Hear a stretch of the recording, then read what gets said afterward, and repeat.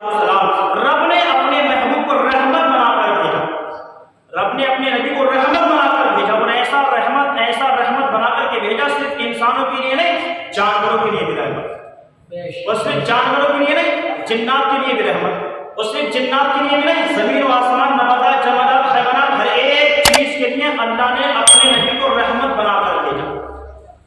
اب ذرا توجہ رکھیں، ایک چیز یاد رکھیں، میں آپ کو بتا دوں، بڑا پڑھا لکھا زمانہ ہے، بڑے بڑے اچھے ہندی، انگلش، سنسکرت، فارسی بولنے والے آج کے دور میں پائے جاتے ہیں۔ اب ساری دنیا میں ہر ایک کی زبانیں الگ الگ ہیں، اور جب رب نے اپنے نبی کو رحمت بنا کر کے بھیجا ہے تو رحمت کا معنی اور مطلب یہی ہوتا ہے کہ سامنے والے کی مدد کی جائے، اور جو وہ کہے اس کی بات کو سن کر کے اس کو پورا کیا جائے۔ رحمت کا مطلب یہ ہے۔ تو اب اللہ کے رسول تو عربی ہیں، لوگ کہتے ہیں وہ تو عربی عرب میں پیدا ہوئے ہیں، عربی ہیں، تو اگر کوئی لندن کا وہ پکارے انگلش میں تو ان کی زبان الگ ہوتی ہے، کیسے جواب دیں گے؟ کوئی پکارے تمل میں، کوئی پکارے سنسکرت میں، کوئی پکارے اردو میں، کوئی پکارے ہندی میں، تو ان کی زبان کو کیسے جواب دیں گے؟ تو حضرات کے محترم ماننا پڑے گا کہ ہمارے نبی کو ہندی بھی آتی ہے، انگلش بھی آتی ہے، اردو بھی آتی ہے، فارسی بھی آتی ہے، سنسکرت بھی آتی ہے، ہر ایک زبان کے نعرے تکبیر، نعرے رسالت، نعرے تکبیر، نعرے رسالت، سرکار کی آمد، آپ کی آمد، ذرا زور سے بولو، مسلک اعلیٰ حضرت فیضان مفتی اعظم ہند، نعرے تکبیر۔ ماشاء اللہ سبحان اللہ۔ دیکھیے ہمارے اسٹیج پر اضافہ ہو چکا ہے، آپ اپنے ماضی کی آنکھوں سے دیکھ رہے ہیں شہنشاہ خلافت ابو سنیت و حافظ مسلک حضرت حضرت علامہ محمد شریف الحق اپنی پوری شان خلافت کے ساتھ اسٹیج پر تشریف فرما ہے۔ اب وہ چند حضرت خلاف ہمارے سامنے وہ چند اور محبت کے ساتھ سماعت کریں گے انشاءاللہ۔ رب پر کہتے ہیں مرحبا یا رسول اللہ، یا رسول اللہ، تشریف فرمائے لا الہ الا اللہ محمد رسول اللہ صلی اللہ علیہ وسلم۔ تو ہر ایک زبان نبی کو آتی ہے، ہر ایک زبان نبی کو آتی ہے، اگر ہر ایک زبان نبی کو نہیں آتی تو انگلش کے پکارنے والے کی مدد کیسے فرما دے، سنسکرت میں پکارنے والے کی مدد کیسے فرما دے، فارسی میں پکارنے والے کی مدد کیسے فرما دے، بھوجپوری میں، تمل میں پکارنے والے کی مدد کیسے فرما دے۔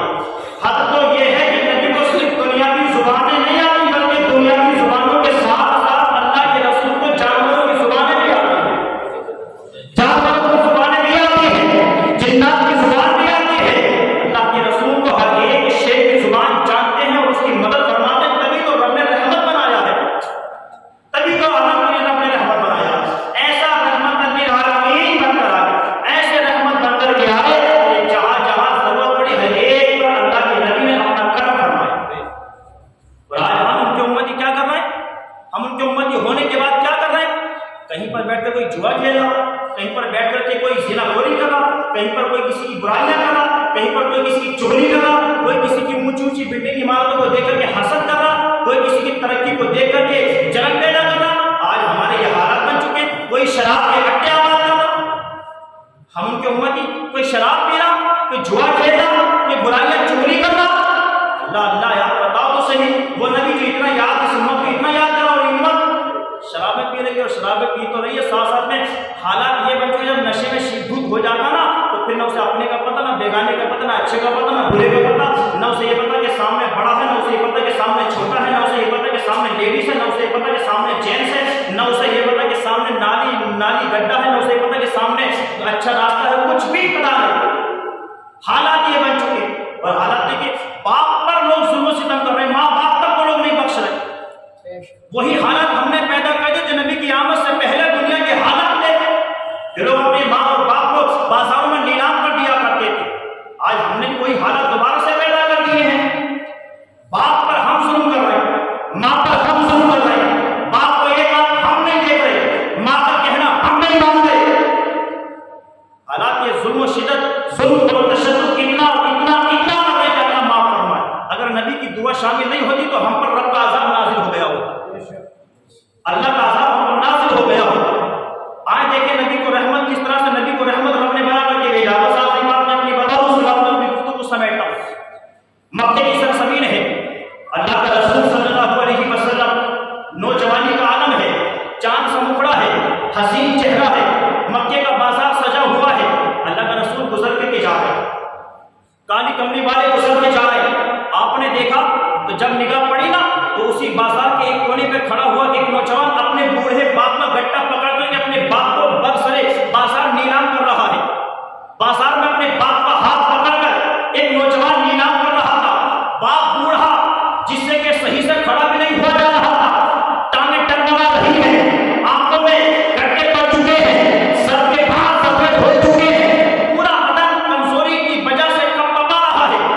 نوجوان باپ کا گٹا پکڑے بولی پر بولی لگوا رہا ہے۔ اللہ کے رسول کیسے برداشت کرتے جب وہ رحمت ہے؟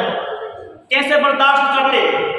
جب دیکھا، دیکھنے کے بعد برداشت نہ ہوا، گئے جانے کے بعد نوجوان کے ہاتھ سے اس بوڑھے باپ کے ہاتھ کو چھڑایا اور اپنے ہاتھ میں لینے کے بعد اس نوجوان سے کہا تھا بتا تو کیا کر رہا ہے؟ نوجوان نے کہا تھا تم کون ہوتے ہو ہمارے معاملے میں دخل اندازی کرنے والے؟ یہ ہمارا باپ ہے، میں بیٹا ہوں، ہمارے باپ بیٹوں کا میٹر ہے، تم کون ہوتے ہو بیچ میں دخل اندازی کرنے والے؟ اور آج بھی ایسا ہوتا نا، کسی کے گھر میں کوئی ایسی بات ہو تو کوئی دوسرا اس لیے نہیں بولتا کہ یہ نہ کہتے کہ یار یہ تو ہمارے گھر کا میٹر ہے، تم کون ہوتے ہو دخل اندازی کرنے والے؟ یاد رکھو، جہاں تک تم سے ہو سکے، اگر تمہارے سامنے کوئی برائی ہو رہی ہے تو یہ مت سوچو کہ یہ سامنے والا مجھے کیا کہے گا، برائی تمہارے سامنے ہے تو اسے ختم کرنے کی کوشش کرو، مٹانے کی کوشش کرو۔ حالات یہ لوگ کہتے ہیں نا کہ یار تم کون ہوتے ہو ہمارے بیچ میں دخل اندازی کرنے والے؟ اگر رب نے تمہیں طاقت بخشی ہے، رب نے تمہیں باپ سے عزت سے نوازا ہے تو جاؤ، اور جانے کے بعد نہ انصافی میں جا کر کے انصافی پیدا کرو، انصاف قائم کر دو۔ دنیا چاہے کچھ بھی کہے، دنیا کا انسان اچھا کہے یا نہ کہے، بس اللہ اور اس کا رسول تم کو اچھا کہتے تو تمہاری عزت ہو جائے۔ نبی نے کہا تھا وہ نوجوان کیا کر رہا ہے؟ کہا تھا یہ میرے باپ بیٹے کا میٹر ہے، تم کون ہوتے ہو دخل اندازی کرنے والے؟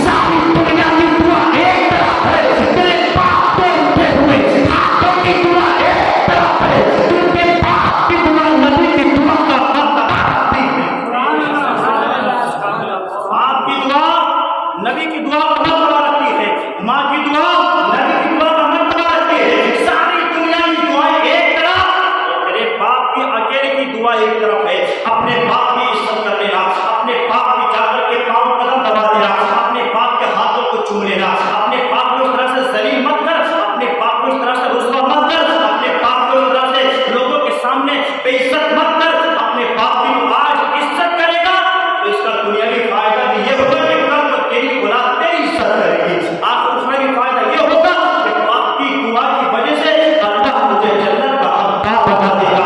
اللہ تبارک و تعالیٰ نے ایسا رسول ہم کو عطا فرمایا ہے کہ جس رسول کا ہم جتنا ذکر کرے کم ہی کم ہے، جتنا یاد کرے کم ہی کم ہے، جتنا نام لے کم ہی کم ہے. اللہ کے رسول صلی اللہ علیہ وسلم کی امت میں پیدا ہونے کے لیے کم و بیش 12 نبیوں نے دعائیں مانگی ہیں کہ اللہ ہمیں نبی نہ بناتا، صرف اپنے نبی کا محبوب کو امت ہی بنا دے گا. حضرات محترم، آج ہمیں رب نے وہ نبی و محبوب بنا کسی دعا کے عطا فرما دیا ہے. تو اپنے نبی کا ذکر خیر کیا کریں، اپنے نبی کا زیادہ سے زیادہ ذکر کریں، اپنے نبی کی محبت کو دل و دماغ میں بسائیں، اپنے نبی سے الفت و محبت رکھیں. اور جو نبی سے محبت رکھے سمجھو وہ ہمارا اپنا ہے، جو نبی سے محبت نہ کرے تو سگا اپنا بھی ہے تو اسے اپنا مت سمجھو.